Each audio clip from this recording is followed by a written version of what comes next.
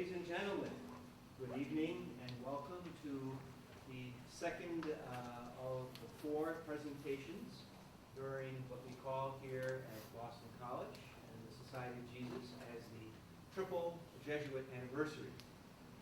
I recognize that we have quite a few friends from Tim's life and from Pam's life and friendships, professional work. We also have some people from Boston College who have been here before. So given the mixture of characters, I think it'd be worth saying something to you about why we have something called the Triple Jesuit Anniversary and how Tim's presence and your invitation here this evening match. I should introduce myself to you, for those that I haven't met when you came in. I am Giulio Giulietti. I am the director here at Boston College, the Center for Ignatian Spirituality.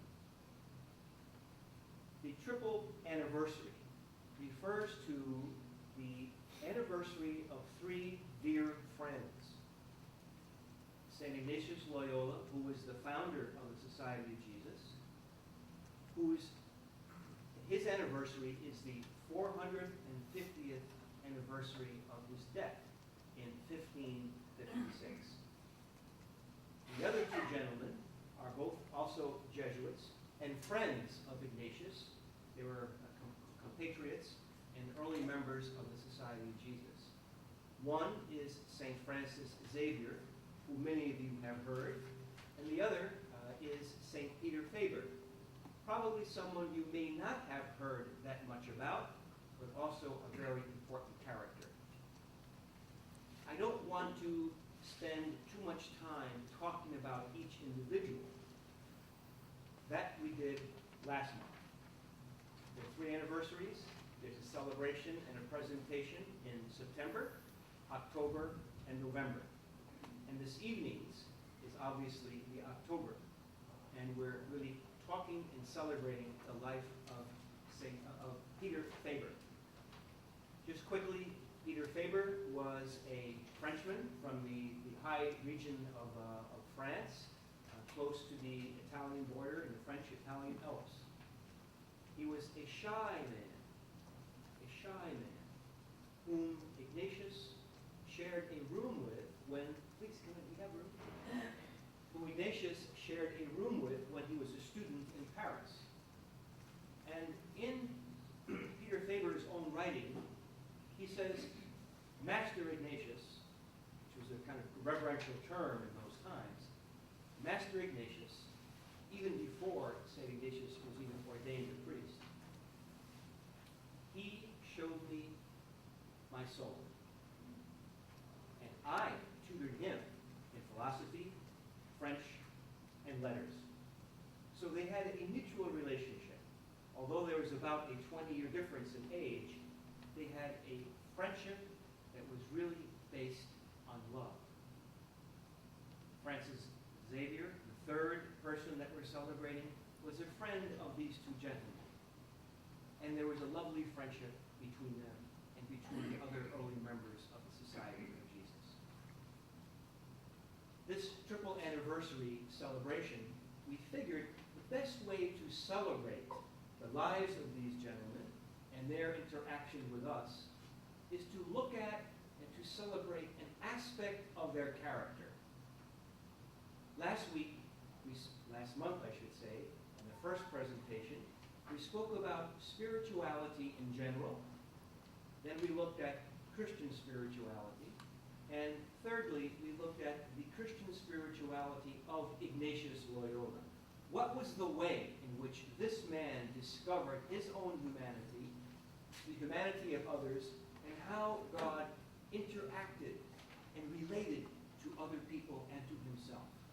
And what he could learn about that, about himself, about other people, and his God.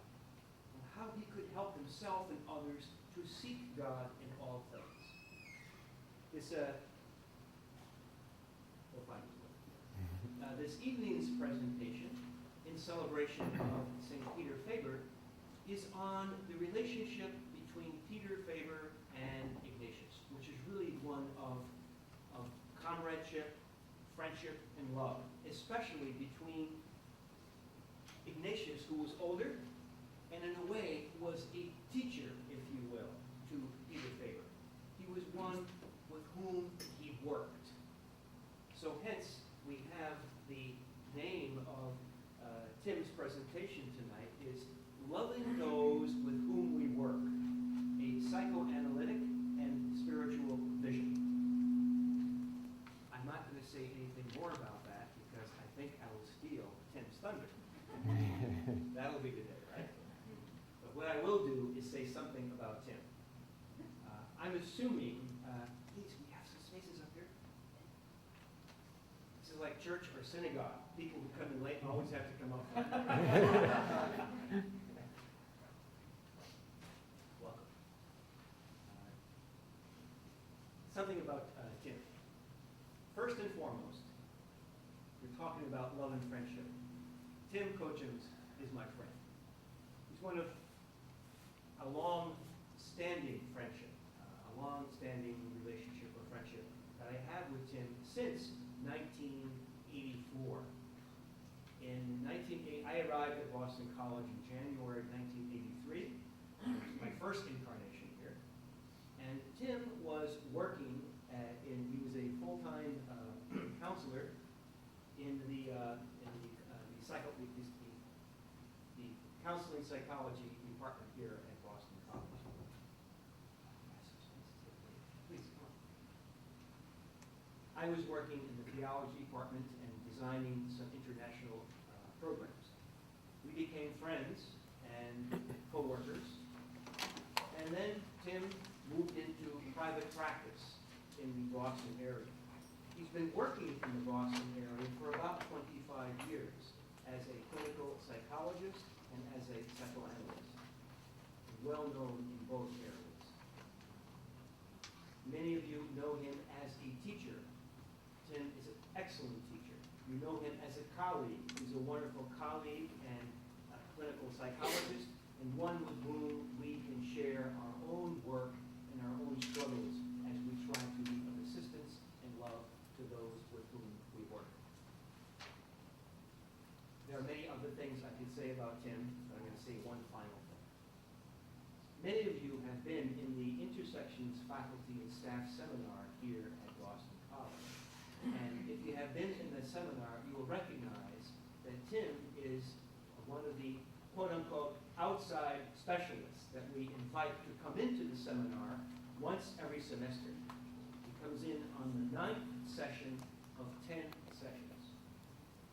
And his session is entitled Friendship, Intimacy, and Commitment.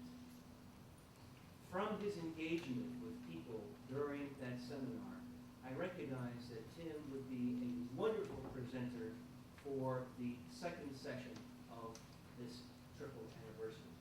So Tim, with this short and inadequate, actually, introduction to you, I'm going to turn this presentation over to you. Well, Giulio, thanks.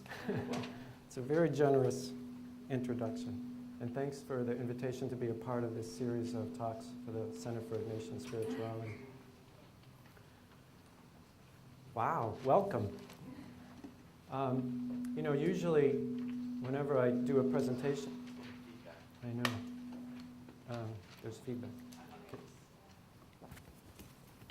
I think we can tweak this a little bit. Yeah, maybe. Should be simple. Turning it down a little bit. Can you hear me now? It's okay, you can hear me? Oh, great, okay. So usually when I do a presentation like this, yeah, we probably do because I'll talk softly. So usually whenever I do a presentation like this, I ask people to introduce themselves, but we don't have time for that. So I'll introduce you to each other. Basically, there's 4 groups here. One group is from BC, faculty, staff, students from a variety of disciplines, and from a variety of disciplines. And this talk is specifically directed towards you, the people at BC. It's obviously focused on love, but it's also going to be focused on teaching and learning. There's another group here. There's the psychotherapy, psychoanalytic, psychotherapy, psychoanalytic contingent of people. And these people know that I've been interested in this for a long time. They also know that my ideas about love are kind of grounded in my experience in psychoanalysis and the literature in psychoanalysis. They're going to learn what else it's grounded in tonight. So this is kind of a coming out in some ways. Third group of people are just kind of general public people. And these people are also experienced with love, interested in learning about love, and are experienced as teachers and learners. And there are a variety of people here in that way, from pastors, chemical engineers, accountants, sales and marketing people, physicians, a wide variety of people. The reason why I'm saying all this really is that when we get to the discussion part of this, after I'm done speaking, there really is a wide variety of experiences and perspectives that we have available. And boy, it would really be kind of interesting to hear from all of you what you think of what I'm about to say. The fourth group are the Jesuits who are here.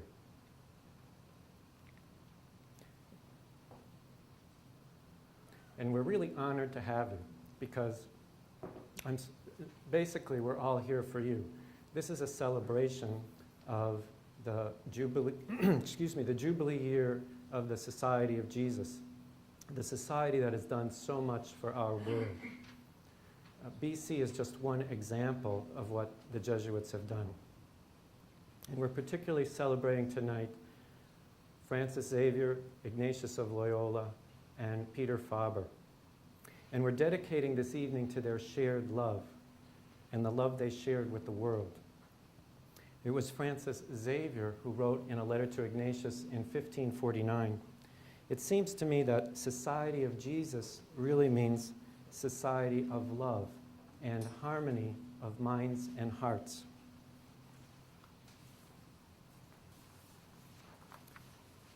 So, love, community, forgiveness and reconciliation, vocation, and spirituality. A few years ago, I made this list of experiences that have been very meaningful to me since at least my teenage years. And the purpose of constructing that list was to name what I thought I had to offer or give back to psychoanalysis. What I thought we psychoanalysts could become usefully more aware of and familiar with in our personal lives and our institutions. I thought that familiarity might eventually, usefully affect our work doing psychoanalysis. So recently, I submitted a paper to the Journal of the American Psychoanalytic Association in which I made an attempt at defining love, a definition I'll share with you later tonight. My goal is for love to be defined in a way that psychoanalysts, really all people, but psychoanalysts and others, say faculty, staff, and students of a major university, would recognize in their personal lives and their work. I believe love in our personal lives, all our personal lives, and in the psychoanalytic and educational settings is the same.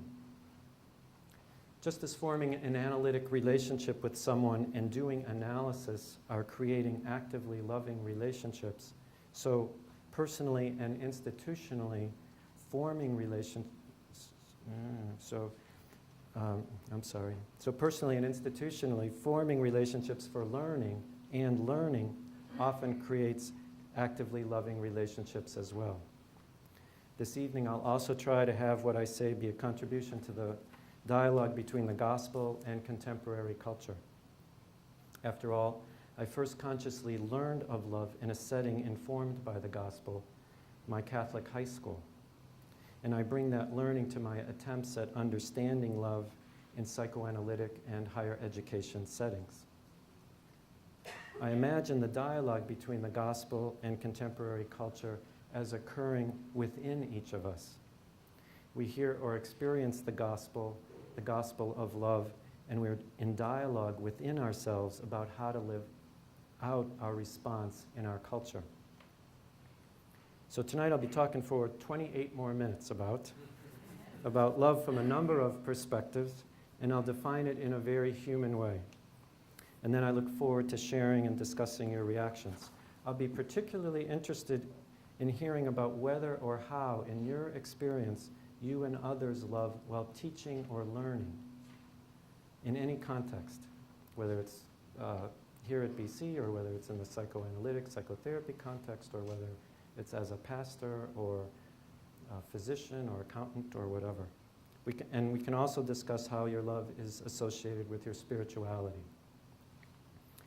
So my first major point helps frame this talk and our topic.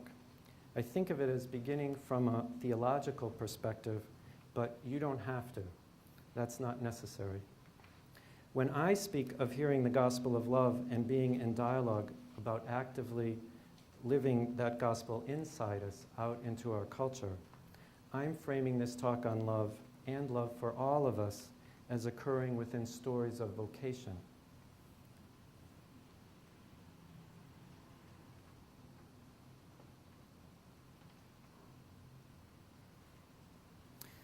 Just like most psychoanalysts do not usually talk about how they love, psychoanalysts also do not talk in terms of vocation usually. If we did talk of vocation, we would probably emphasize listening and responding, listening to the many and often conflicting internal, external, and interpersonal calls we all hear. Responding by taking responsibility for what we hear, that we heard it, and then continuing to develop in relationship to it. As most of you know, the word vocation comes from a Latin word meaning to call. So vocation has two parts, a call and a response. Now, Ignatius of Loyola, I think, would say, our vocations are how we elect to order our lives as we discern, in a world in which we can find God in all things, what God, in God's love for us, calls us to be or do. It's important to realize that for Ignatius, that task was an ongoing, daily, and lifelong discernment. In other words, adults are involved every day in some aspect of discerning their vocations, which probably fits the experience of most of you. Now, allow me to pick up the story of my own call and response when I was about 15. And this gives you a sense of how my vision of love began to develop. I was a quiet kid, and before that point in time, I did not talk or even think much. Relatives, friends, and teachers would often comment on how quiet I was, but no one commented on my listening. Of course, it would have been difficult for anyone to know how much I listened. I was quiet. I was never asked about it and never told. However, when my mother was on the phone with her mother each night, I would be in the next room listening. When my parents argued or were engaged in their continual bickering, I was always, it seemed, within earshot, never able to be far enough away, listening. And some of you may hear the beginnings of the psychoanalyst in me, in my listening. I experienced myself very alone, mostly a self-conscious observer of life just beyond my experience, and relatively unconscious of an immense amount of desire. My high school was operated by the Holy Cross Brothers, the guys who made and then laid the first bricks of the University of Notre Dame. And there and then in my high school, a mystery happened. I honestly do not know whether I found what we gradually referred to as a community, or its other members, mostly fellow students, found me, or whether we discovered or created it together. But these people reached out to me and gave me attention and time. And it was during this period that one teacher and one student in particular relentlessly reached out to me, relentlessly wanted to hear what I felt and what I thought. Somewhere inside me, I knew this was one of my desires, but at first and for quite a while, I found it quite irritating. I was a listener, after all, and not a talker. they eventually overcame my resistance, and the student became my best friend. Early on, he introduced resistant listening me to a book by the Jesuit and psychologist John Powell, and it was appropriately titled, Why Am I Afraid to Love? And this is that book. And you can tell it was from back then, like in the 60s, because one, it only cost $1.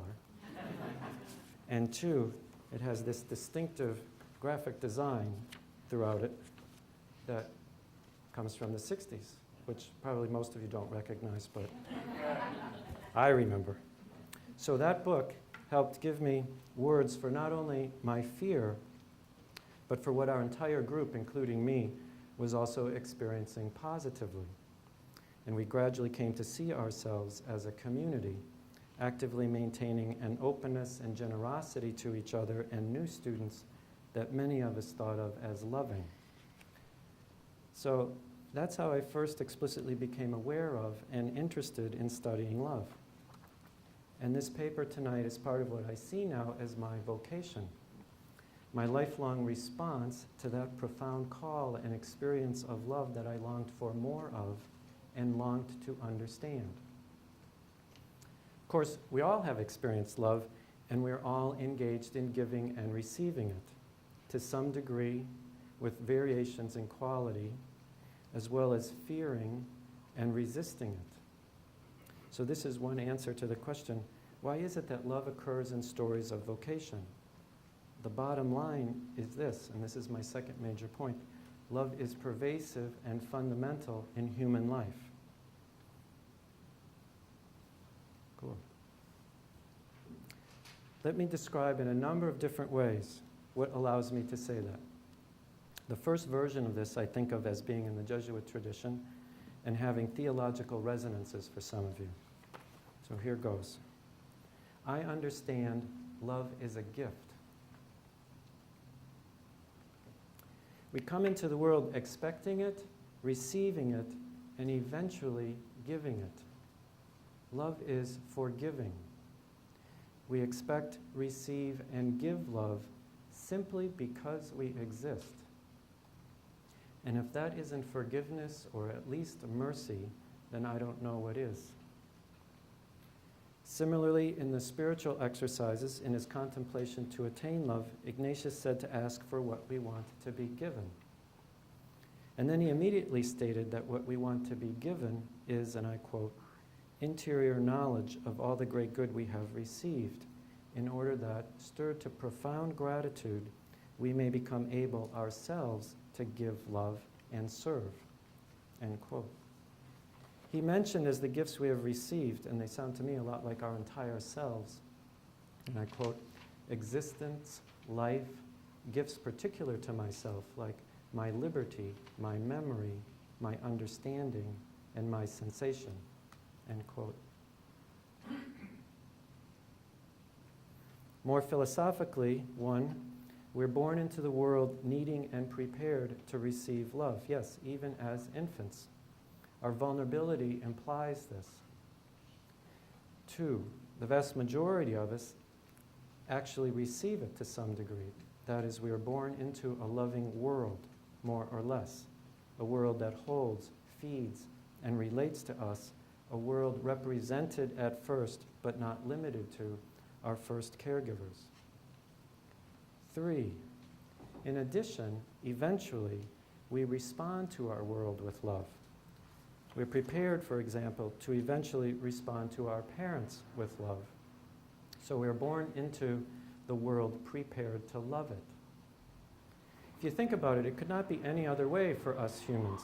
When I say we're born into a loving world, we all would agree that any other world, say a world without love, would be terribly wrong, or not a world of or for humans. And unfortunately, our world can tend at particular moments and places not to be fit for humans. And we do what we can to change that and heal the consequences. Now, given these three philosophical points, love is also an integral part of our bodies.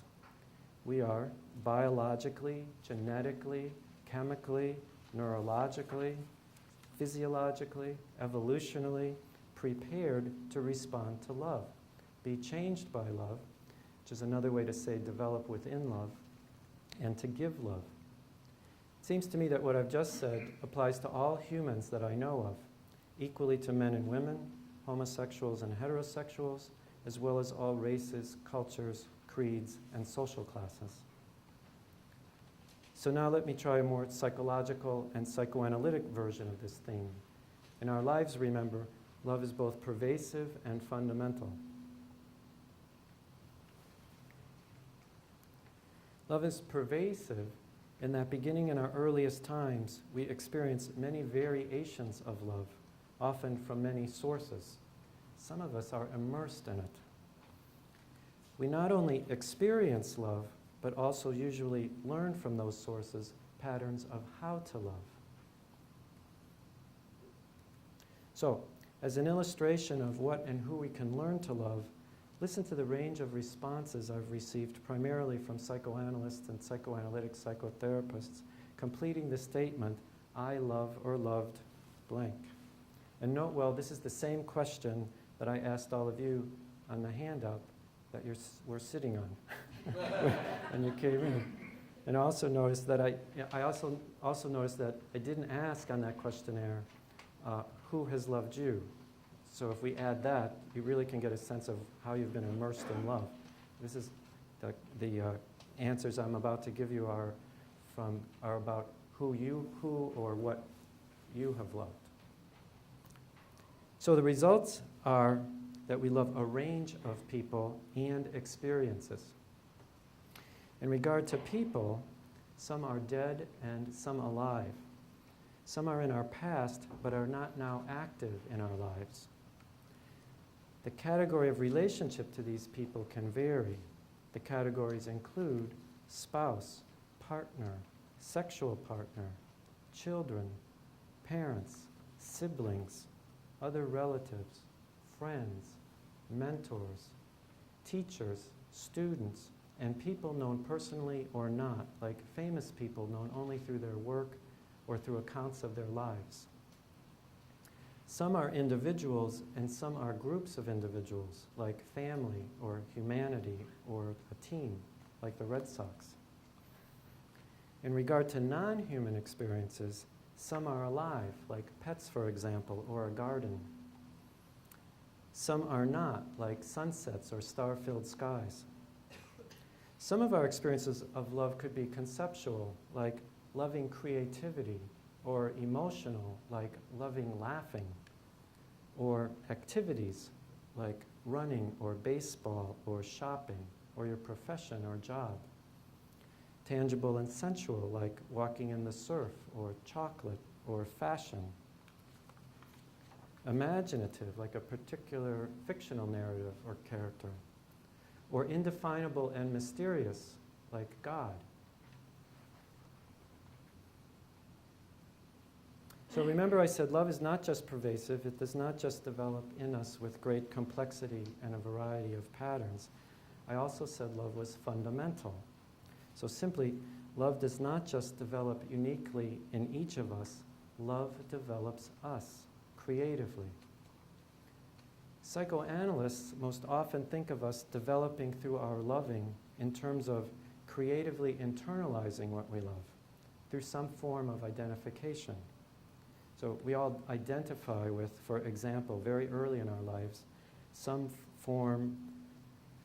creative images of our loved and loving parents, their visions of us, and their relationship with us. We might even think of love then as a way that our mind functions, and Freud would have agreed with this. In addition, he said, perhaps with echoes of Thomas Aquinas and for sure Plato in his head, we unite with what we love. Love forms complex differentiated unities, like me and you. We also might think of our developing through loving as something very similar to how we develop when we learn. We often internalize and are changed by what we learn. As an illustration, think of the excitement of learning a new language or your profession or major. When we learn something, learn to love something, We open ourselves to it and its difference from us. We give ourselves over to it, unite with it. In fact, we say, I'm really into this. And it may be more accurate to say, this is really getting into me.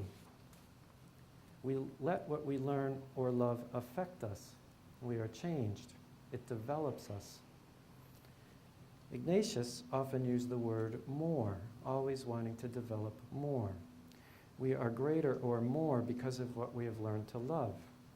We are more complex and differentiated as well, because there's one more part of us that might be named or shared or used that makes us different than we were already, before we loved.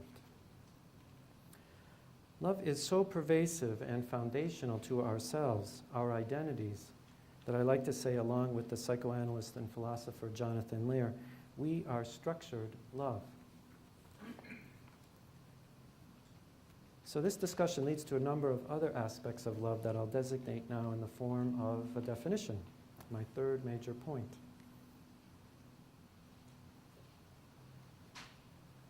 So in humans, love is a biologically rooted psychic capacity for an active relationship, a capacity that develops beginning in our earliest times and one that could continue developing throughout our adult lives. It can be conscious or unconscious. The motivation to love is to develop. The relationship of love necessarily involves 5 activities: positively valuing the other, respecting the other as different and complex, creatively perceiving the other, the lover's self with the other and their relationship, being open to, affected, and changed by, uniting with the experience of the other, and giving, sharing or offering at least aspects of the lover's self that could affect and change the other. In his spiritual exercises, Ignatius wrote that one who loves gives and communicates what he has to the beloved. So now here are 4 implications of this definition of love. This activity develops over time and can vary in regard to maturity. I am not describing an ideal or necessarily mature love. 2, it's an activity and therefore it can be practiced. This is consistent with Ignatius's experience that love ought to manifest itself more in deeds than in words. Within a relationship, we can practice positively valuing, respecting, creatively perceiving, being vulnerable and open to change, and giving. 3, of course, human love, no matter how well practiced, has human limits. Love is always love, but it occurs in a context with other experiences. Being human, our love needs to be practiced in a context of other values and ethics. Theologians still talk about an idea very similar as the ordering of love. And this is well discussed in a book by Stephen Pope that has that phrase, the ordering of love, in its title. Humans develop and live within competing needs, relationships, desires, and emotions. And this is true intrapsychically and interpersonally. We are always making choices. We all know from our own developmental experiences that relating, being intimate, and loving are not that easy. They often, as not, even in families, get us embroiled in conflicts that touch upon jealousy, envy, shame, narcissistic insecurities, and commitments. 4, love is related and inseparable from feelings and emotions. But love itself is most accurately not a feeling. Unique patterns of feelings are usually reliably associated with unique patterns of loving we each develop, and perhaps with the specific objects of our love. Any feeling at times can be associated with what we love and even our loving. We can love someone and we can feel angry, sexually stimulated, bored, envious, jealous, sad, or hurt at the same time. So now my fourth major point. In addition to my describing a few minutes ago how love and learning can be similar, you may have noticed that when I first became aware of listening to the theme of love in my own life and tried to respond to it, I was not just in a religious setting, but also in an educational setting, my high school. I did not think this was by chance. You might say that educational settings, from preschools and elementary schools to universities, are structured for love. For almost 500 years, Jesuits have made this theme explicit as part of their meaning and purpose as educators. And for anyone like me who has a similar sense of meaning and purpose, having explicit institutional support is appreciated and helps actualize it. So let me see if I can identify more specifically the theme for you, the call, and then tell me later if you hear it or feel it resonate in your own heart or see it resonate in your world like here at BC. Remember, I say all of the following, not idealizing the situation here. So when I say, what I say would almost always be qualified by more or less or a matter of degrees. So we'd have to say that relationships within a university, like all love relationships, are structured for growth and development. Faculty, staff, and students come here motivated to grow and develop within their relationships. And that, as I said earlier, is the motivation to love. In addition, in regard to the relationships that are formed here and the necessary qualities of relationships that are needed for love, you are respected and positively valued here by each other and by the university as a whole. For example, you're hand-picked and given space, time, and resources in which to form relationships for development with each other and with a stunning array of intellectual, social, and spiritual content. You and your work are also creatively perceived. Specifically, you and what you learn can creatively affect and potentially change others here who are open to them. In addition, if you are open, as you creatively perceive others and their work, you too will be affected and changed as you creatively let them into you. Of course, as you share yourself and what has affected you, whether it's in your teaching or as you respond to a fellow student's or teacher's interest, you are being with another, using yourself for giving. You are contributing to another's developing self. Love is forgiving. Most fundamentally, as teachers and learners, we give time to what and whom we love. For example, to our students and to our disciplines. We walk with or accompany them, relate to them, live with them. Of course, we respect and value them. We make ourselves vulnerable to and open to be affected by, changed by, united with, and developed by them. And mostly, we give and give, usually sharing our intelligence, ideas, creativity, efforts, and often our empathy, emotions, values, and dreams. To a significant degree, we give ourselves when we learn or teach. We give love. So to summarize my theme for tonight, I've been working with a very human definition of love, grounded in our development as humans within relationships. I've been suggesting that this may have been a major motivation that originally called many of us to our vocations within education and continues to call us to relate lovingly in our activities and relationships with each other. So I have one last major point, the fifth. There's one fundamental ethical implication to note here that follows from conceptualizing love as a way we develop within relationships. There are many others that could be talked about another time.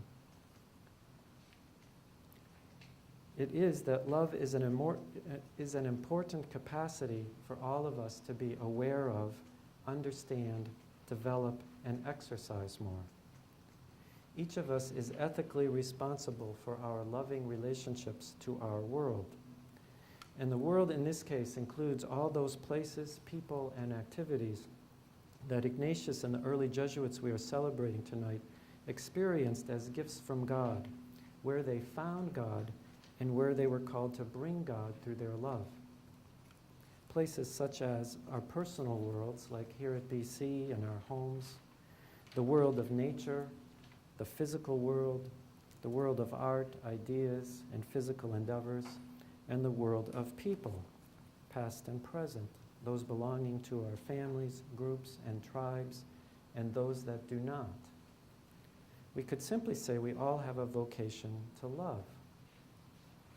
So now to conclude, as pervasive and natural as love is, and the early Jesuits experienced what I'm about to say, it often requires courage. And that's because it involves openness and vulnerability and relationship. It is also true that certain personal conflicts and aspects of the majority culture work against love, work against responsible action, openness to others, vulnerability, relationship, unification, and differentiation. Our shared world would benefit from more people actively loving more often, more fully, more responsibly. And you should be proud of your work as faculty, staff, and students here at BC as your teaching and learning bring this ethical vision into reality. You and your work are rooted and grounded in love. Thank you.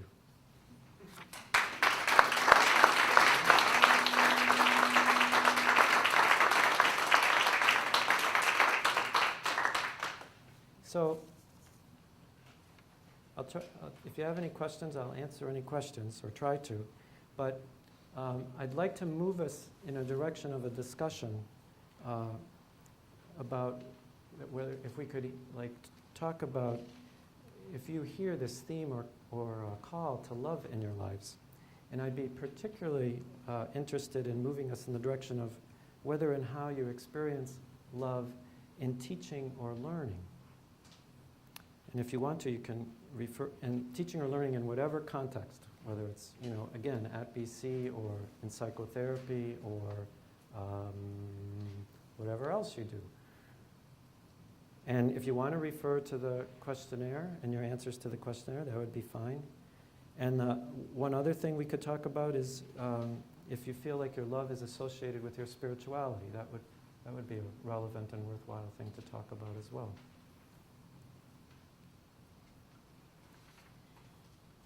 Yes, a question or something. I was wondering if you could talk a little bit more about how love is not a feeling, but associated with feelings. Yes. Because I often, well, not often, but sometimes I'll hear friends of mine say, I'm just not in love with him or her, or Yeah. I don't feel love for him or her, whether it's in a marriage or a partnership. And what I want to say, or what I'm tempted to say, or I think the right thing to say is, well, we choose to love. But Mhm. there's a part of me that doesn't really, I'm not convinced of that either. Because Yeah. I think that feelings are strongly associated with love. So I was just wondering if you could say a little bit more about that. Yeah, there's a lot I could say, so I'll just say a couple things. Yeah, I agree. Love can be a choice. I'm saying love is a relationship. It's an activity. Now, there's a question, when you hear friends say that, there's a question about, do feelings come along? And particularly, does desire come along, chemistry? And those can be related, closely related, where they're just natural and inseparable, or they can be separate. And so when I'm saying, you can practice love, or you can choose to love, I'm not necessarily saying if you do that, like sexual desire and chemistry are going to come along with it. That's,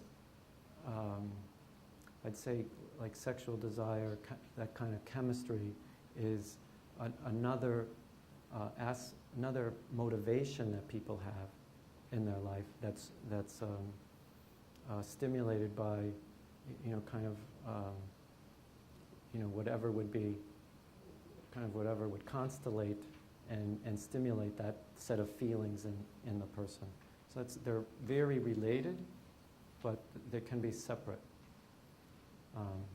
Does that, you want to follow that up or think about it and then follow it up?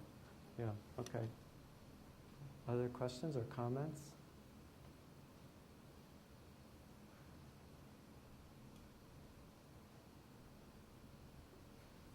Yes, Paul. Tim, I'm interested to know in your psychoanalytic practice how you experience love vis-a-vis your patients and what some of the issues may be, the boundary issues and so on. Not the sexual boundary issues, but do you love your patients? Where does love come in the therapeutic process? Yeah, I would say it's exactly the same as what I'm saying about teaching and learning, is that I love my patients. I think we all love our patients. If the point of this in some ways is love is so pervasive and fundamental to people, and so pervasive and fundamental to doing therapy, and so pervasive and fundamental to teaching and learning, that really I don't think you could help loving your patients or loving your students.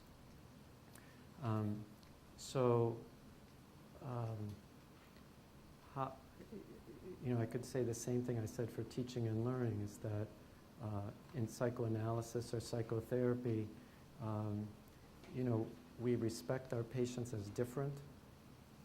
That's part of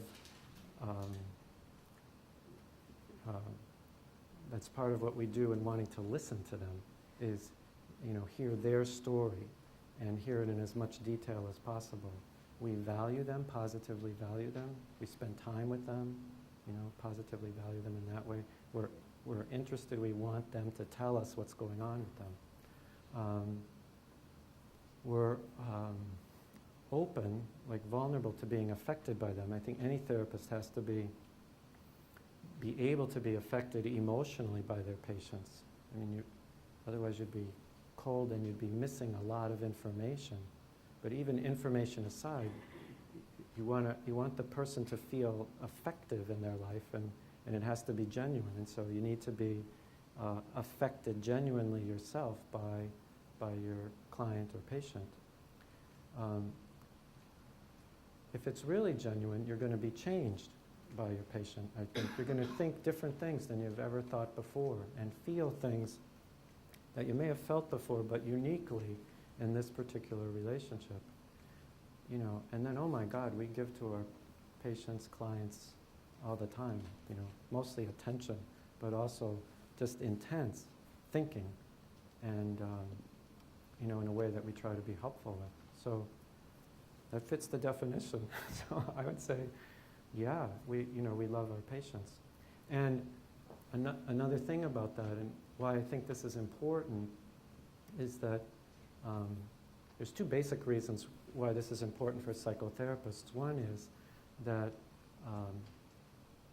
if we can talk about it like this and have it be more open and articulated, I think more therapists, and probably teachers, would be more comfortable and open, warmer with their students or clients. Some therapists can be cold and not giving, and I assume some teachers can be cold and not giving. And so this should reinforce, ideally, that, yeah, you can be focused on the content of what you do, but there's a lot of room for, just acknowledging that there's a real relationship here that can be warm and, I'll say, loving. The other reason why this is important, I think, is that if it's not acknowledged, this is in any profession, but teaching it would hold true to being a pastor, it would hold true to being a therapist, it would hold true to. If it's not acknowledged that we love the people we work with, then if you happen to love them and feel like you do, and if the person happens to feel like they love you, and there's no public way to, or no acknowledgement of that within the culture, then, you know, we're looking for the return of the repressed here. It gets repressed. So what happens is if you feel that and it's not acknowledged in the culture, then you keep it to yourself. And if it's happening within a intense psychotherapy relationship, and maybe an intense teacher-student relationship, and you have to repress those feelings, then there's the chance that you're going to feel isolated from your peers. There's a chance you're going to feel that no one knows as much as you do about how you feel and what it's all about. And there's a chance you're going to act out in some major boundary violation. And that isn't a good thing. Yeah. So I'm hoping that actually that this can contribute to people not having boundary violations that would be hurtful to someone. Yes? How would it be acknowledged? How would it be acknowledged? Well, that's a good question. It would be acknowledged, I'm hoping, in a situation like this, or faculty meetings, for instance. You know, like, oh,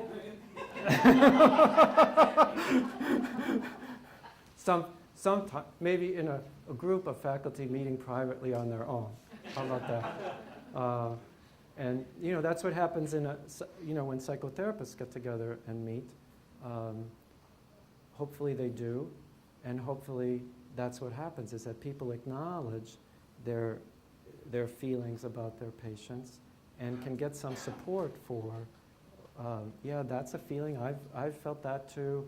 Now let's talk about what to do with it, where it fits into this whole project. And so one way would be to publicly talk about it more. Another way would be to, like in small groups, I guess, just acknowledge it.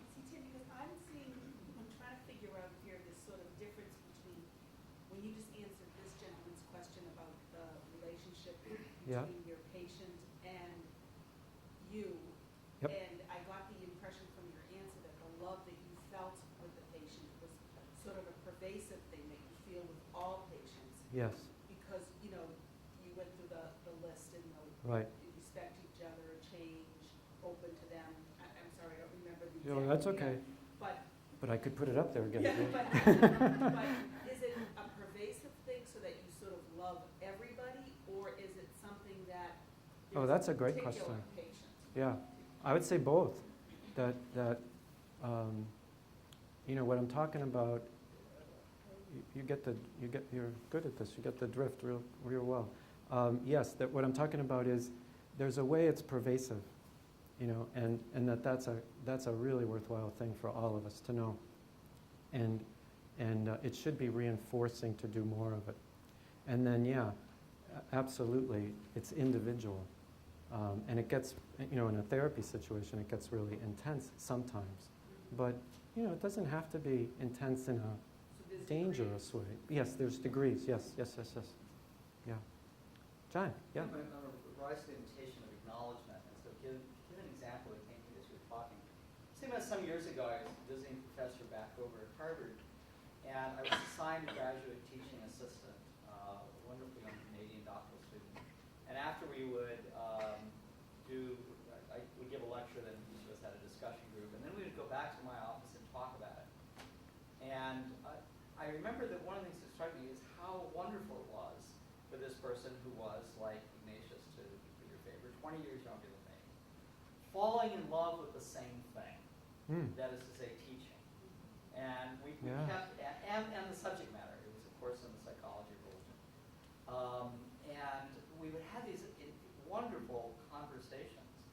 And I remember at one point thinking, now I understand how professors fall in love with their doctoral students and walk across boundaries. And I think what was helpful was to be able to come home and say, oh my God, I can't believe how much I love Catherine. She is so, Right. to watch this younger person coming to love in her own way the same thing that you love. Yeah. And also bringing you to new things, because she would say, you know, Right. this is what I saw when you were doing this, and it brought someone into the sphere of... Yeah, it's not the same. their You're appreciating not just that it's the same thing, that she's having the same experience, Right. but that And I she's kept thinking about giving you Sebastian new Moore, things. Our colleague, who said that for him the axiom was, we all delight to give delight to the one we delight in. So Yeah, that was it. yeah, And that's so good. there was this mutual admiration society that was going on there. Yeah, But I do recall thinking that, were the conditions somewhat different? I mean, boy, I do understand how the eras of this teaching yeah, could travel in other directions. Yeah. But the goodness of it, and the reason I was laughing is it's very difficult to acknowledge that, yeah, to say in very public ways. What we love is having people 20 years or 30 years now younger than us, yeah, falling in love with what we have come to love and going us one better. yeah, yeah, yeah. Yeah, I'm hoping the more public this is, the easier it would be to say something like that publicly. Yeah, yeah. Lisa. When I think about teachers, I think that many teachers don't acknowledge to themselves their importance to their students. And that apart from any debatable need to acknowledge publicly, I think if teachers would understand that learning is enhanced by, there's an oil that makes things go more smoothly and more richly.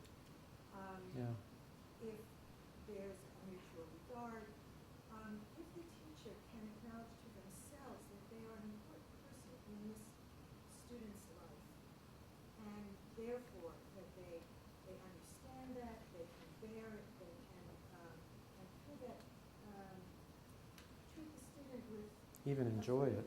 Yeah, even enjoy it, like John is saying. enjoy, but a sort of knowing respect and care. Mm-hmm.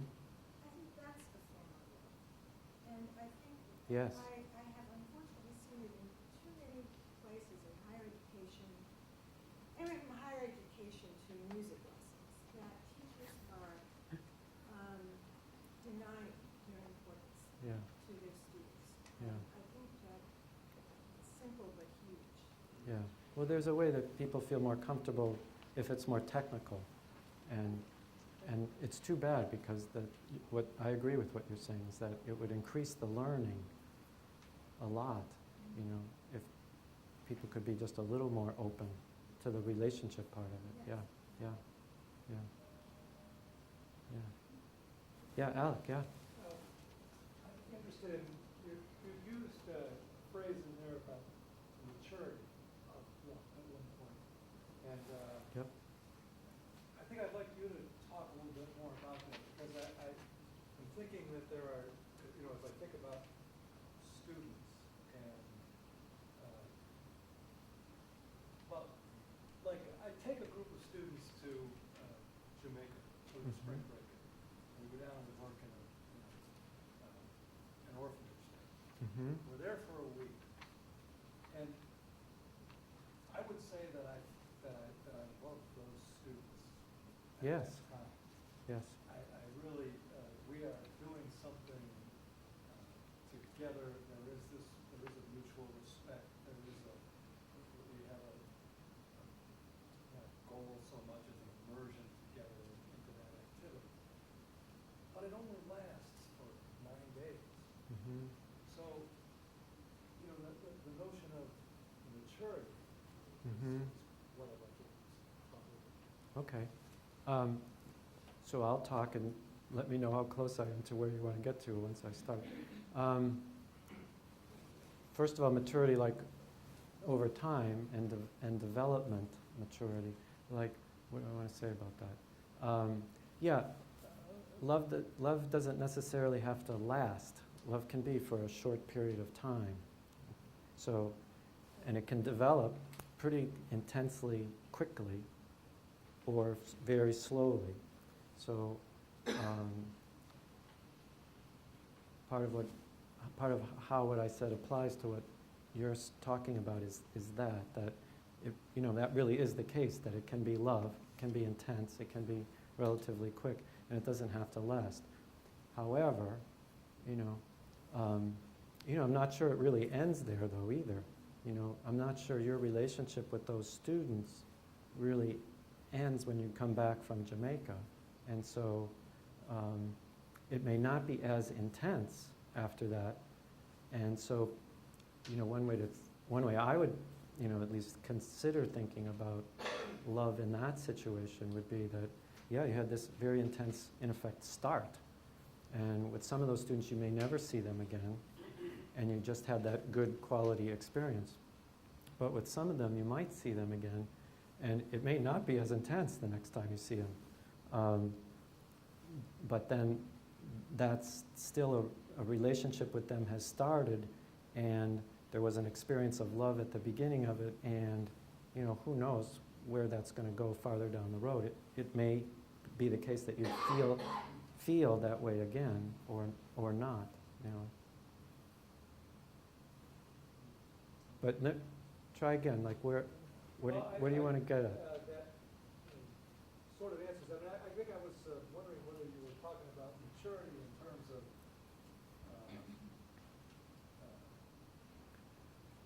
the relationship to those particular individuals, or whether it's Oh, the love of that activity.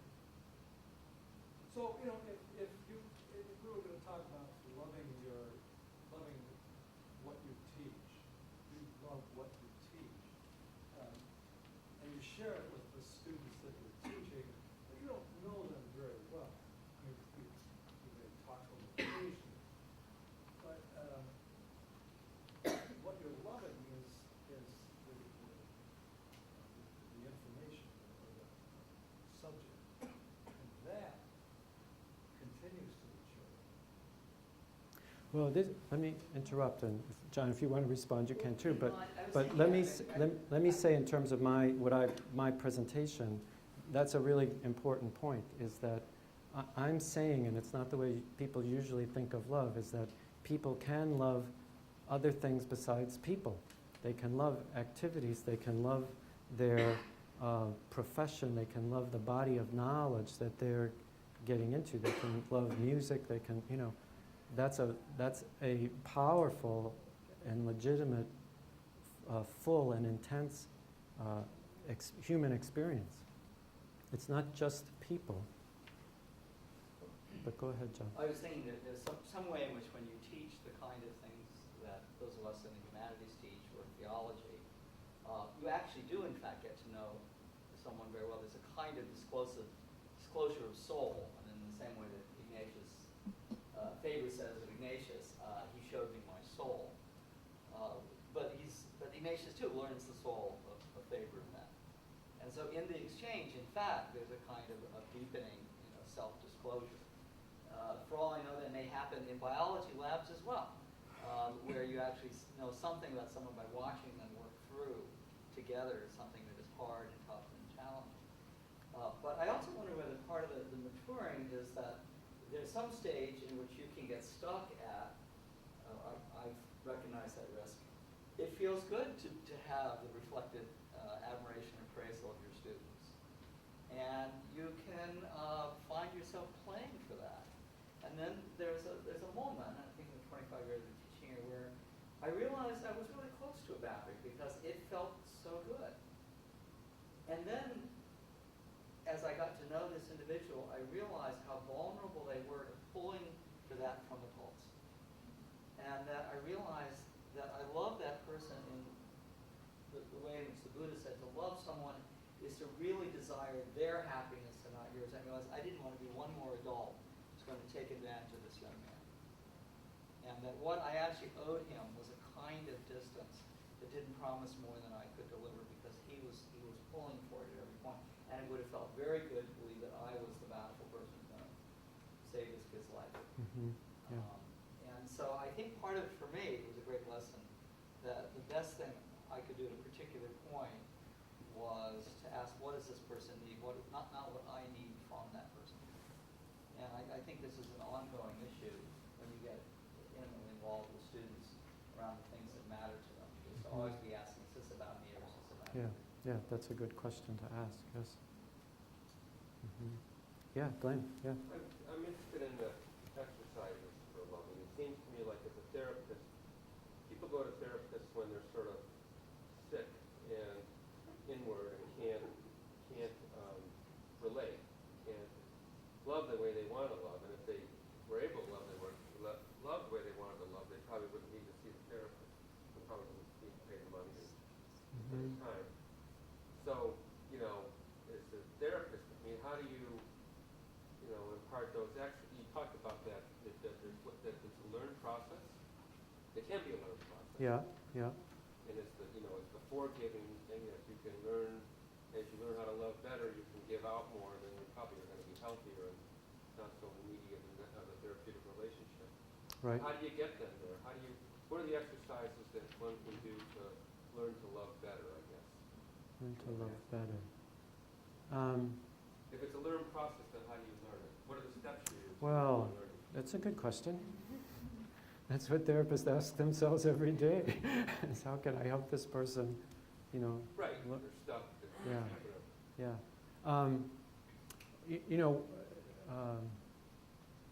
There's a lot of things that therapists do. Let me say the ones that are kind of obvious and don't have difficulties associated with them. And there's a certain amount of therapy that's experiential, and so what you're doing in therapy is you're forming a relationship with your client, and I'm describing that as a loving relationship. And so part of this is experiential. You're learning it through doing it, through being in it. And actually that's the way, if you thought about it, most everybody learns how to love, is they learn how to love from being loved or loving themselves or in a loving relationship, And then the other things that therapy does is, I tried to make this clear, but just made references to it, that people don't just love easily. It's difficult for people to love. People have fears about love, or resistances, if you want to call them that. People get stuck, like John is saying, in a particular point and don't move past that. And so this is part of what, like since most of the therapists here are psychodynamic therapists, that's what psychodynamic therapy does, is focus on not just the experiential aspect, that kind of therapy does that more than other kinds of therapy. It also focuses on what makes it difficult. Like, if, like one of the things I mentioned is that people can be changed by love. Well, people can be very afraid of changing at all. Right. And so one of the things a therapist will do is identify that difficulty and then, try to understand, well, where does that come from? This is a good thing we're talking about, this positive change. Why don't you want to do that? Or, and you could, it's often the case that you're implying with a client all the time, or often, that, this is a good relationship, and, in parentheses, I'm offering love here, and you're not feeling good about this relationship. In fact, you're fighting it in some way. Why is that? So part of what a therapist does is focus on the difficulties in loving, and just like you're saying that there's difficulties, and so that's part of what therapy does, is kind of try to understand those. Yeah, Joe? Yeah. That comment strikes me as similar to what happens in teaching sometimes, because Yes, I think so too. I've been sitting here thinking about things I taught a lot and grew to love. Something like, say, Eliot's quartets, or Virginia Woolf's To the Lighthouse. Well, there's a way in which that's hard work, and you don't, Yes. You can falsely flatter a student who has a kind of rudimentary appreciation of a work like that. But the real challenge is to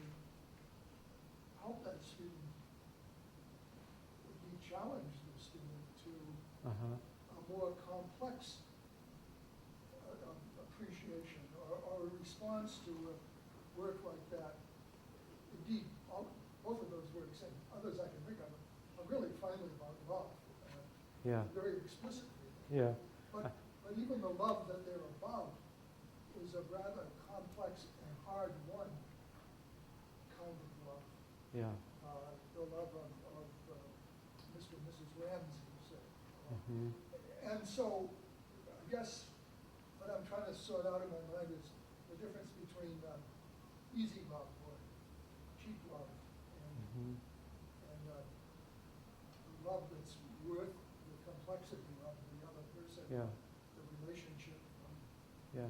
That's a good point. That relates to maturity. I mean, you know, there is a way that, you know, in the first exposure, a student might be able to say and feel genuinely, you know, I really love T.S. Eliot's Four Quartets, you know. But you're hoping that that relationship with that poem is gonna develop more. Is gonna, you know, that the student is actually going to learn that poem, learn and be affected by that poem, just like we're talking about, more as time goes on, you know. And yeah, as a teacher, sure, you can challenge people to do that. As a therapist, you can challenge someone to be more in a relationship with you, or more in more relationships in their lives.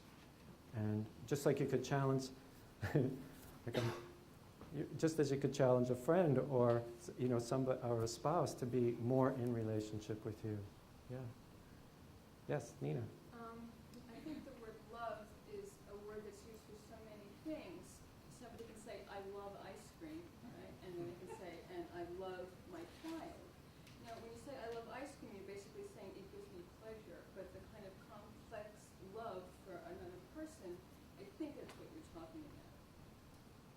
Both. Well, but there's I'll say ice cream. I'll say it's possible to love ice cream more complexly than just pleasure. You know, so some people they could say I love ice cream and have it be just pleasure, and I wouldn't call that love. But I would be open to someone saying I love ice cream and meaning it's something like what I have up here. Yeah, absolutely, I would say that. Yeah. Okay. So. I guess I disagree, because I think Yeah. it's a word that is bandied about, and I'm sure that the meaning of ice cream, you know, could be great for somebody, but I think that's different when you talk about the kind of love that this gentleman was talking about in terms of the developing and maturity of really understanding something in a deep way. Right, but that's, I mean, yeah, we do disagree, but that's, I'll just present my point of view a little more, which is that that's part of the, you know, that's part of the maturity thing, is that, yeah, you know, there's no one who could love ice cream as maturely as you could love the Four Quartets. But is that love? It could be, you know, but yeah, could love be more than that? Oh, absolutely. And you know, there's two things I'm saying here. One is that, like, love is pervasive, and some of how pervasive it is immature. But don't ignore that it's there. Yeah, yes? What would it mean to love ice cream? Well, okay, let's try to figure that out. That's a good question. Type of being transformed by it? Transformed by it? Okay, so that's the change part. You're going to be somehow vulnerable or open to a feeling and a sensation and an experience there that, you know, to some extent you're going to feel is unique to ice cream, you know, and that you could say nothing else, and this would probably be true, nothing else comes close to that, or not comes close, nothing else is like that, let's put it that way, that's a unique experience. So that's the you're being open, vulnerable part. You're positively valuing it. Are you respecting it? Yeah, I guess you're respecting it. You know, do you give back to it in some way? You know, this is a one-sided relationship in some way, but yeah, I mean, in the sense of what I'm talking about, you're giving it attention, you're giving it time, there's a way somebody could validly say they love ice cream, sure. You know, I would say so. But try to see where that fits in with everything else I'm saying, okay? Yeah. Yeah, sure. That's why I brought this item you had in your presentation, the fact of being transformed by the loving relationships. Yes. Yeah, you can get a lot from ice cream, and you can really learn a lot and be transformed by it. Let me add something to that. And if you, My go only- ahead. My only problem is whether or not it is really love without active relationship from the two or more active subjects in the relationship. Yeah, So- okay. Two things. One is, this is where I think psychotherapy has some limitations, which is that, and where Ignatius is onto something, with God being in all things, is that the world's a pretty wonderful place. And is it possible to love the world? You know, think about it. Is it possible to love and have a, and so, and we kind of think of relationships as two ways, you know. And I actually think the ice cream thing, you could even go with that if you wanted to. Like, there's two ways to some extent. But think about the world, because that's where I was starting when I was thinking about this. Ice cream is just consistent with this. That there's a way that the world, the universe, should be lovable. You know? And there's a way that the world, this is partly where I started, is that the world loves us. Somehow we ended up here, you know. Now, this is easier in a theological universe, okay? But, and maybe you can't do it without a theological universe. But I'm making an attempt at trying to do it without a theological universe, okay? That somehow or other it's possible to love things. It's possible to love a process. And it's possible to feel in some way the effect of those things in a way that you might feel even that they love you, or that you've been loved in experiencing them because they exist. Okay? That's where I'm coming from, just so you know. That's where I thought maybe I have something to offer psychotherapy, psychoanalysis that comes from a different tradition, but this is my attempt at doing it in a way. You know, you can add the spirituality part of it, which I did here, but my definition is the same without all the spirituality part. I think there's something valid about what I'm trying to say, and we may disagree about that, but I just want to try to make clear what I'm trying to get at, though, too. So, Eduardo, did you want to say more, or no? Okay, Catherine, and then we'll stop, I guess, or maybe two more. You and then Jed. Just quickly, you know, maybe playing, so to say, the devil's advocate. Yeah. But if you're going to go with ice cream, how about loving nuts? How about loving things that could potentially be destructive? What about that? Because there are some people who love things or processes that are destructive. Yeah. Alcohol, or, Yeah. Oh, absolutely. Yes, absolutely. Just because it's bad doesn't mean you can love it. I mean, there's a long history. The human tradition is full of loving things that are bad for you, and including people, loving people that are bad for you. But, you know, how does that then, you know, how does it fit into? This is the way, love is the way people work, you know? So just because something's bad doesn't mean you can't love it. In fact, you take in bad things. You know, that's part of, if you love something that's bad, you're taking in and getting familiar with and being changed by, to some extent, something bad that you love. But that happens, you know, so, you know, you have to, you know, one phrase I've heard is that you become, my phrase is we're structured love. Well, another way to think about it is is you become what you love. And you have to be careful about what you love then, if that's the case. Yeah. Oh, wait, let me ask Jed. Jed had a question. Maybe I'll just ask it. That's okay. Do we have time for one more, Julio, or no? One more? You, okay. Yeah. Well, I was just struck by your, I just want to clarify this. I think it's important that when you gave your formal presentation, you talk about like therapists love their patients, teachers love their students. Right. In a sort of, I thought, kind of idealized way, kind of like that is and should be a part of what happens. But then you also spoke about how love isn't necessarily easy, takes courage, and is something that you can actively work on Right. and practice. And I just wanted you to comment on that because it Yeah, seemed to me that it's part of not- what you're really saying is that you're actively working on openness and practicing love is actually inherent in the ideal of being a teacher or a therapist. I just wanted you to comment on that. The answer is yes. I think it is inherent in it to some degree, but it's not. It isn't necessarily ideal at that point. But